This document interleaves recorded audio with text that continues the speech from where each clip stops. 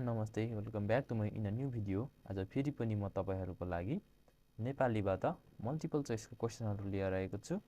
Number 1 मा रहेको छ नाम कति प्रकारका छन् र यसको राइट आन्सर रहेको छ अप्सन क 5।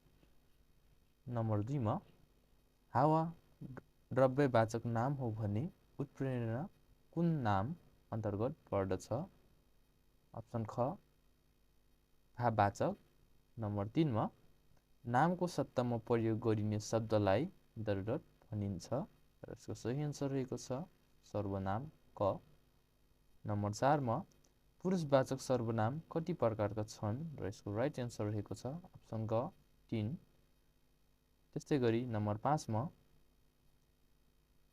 तलका मध्ये द्वितीय पुरुष कुन हो र यसको सही आन्सर रहेको छ अप्सन ख ट्याउ। त्यसैगरी नम्बर 6 मा आफू स्वयं आफै कुन वाचक सर्वनाम हो र यसको सही आन्सर रहेको छ निजवाचक। नम्बर 7 मा तलका मध्ये कुन विशेषण होइन? अप्सन ख उहाँ। त्यसैगरी नम्बर 8 मा वचन कति प्रकारका छन्? अप्सन क 2।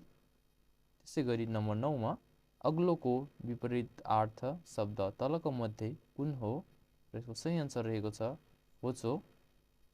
त्यसैगरी अन्तिम प्रश्न विभक्ति कति प्रकारका छन्? अप्सन ग 7 प्रकारका। सो आजको लागि यति नै। Thanks for watching my videos. If तपाईहरुले चाहिँ अझै यस्तै भिडियो चाहनुहुन्छ भने please subscribe my Guruji YouTube channel र लाइक शेयर कमेन्ट गर्न चाहिँ नभुल्नुहोस्। So thank you, bye by.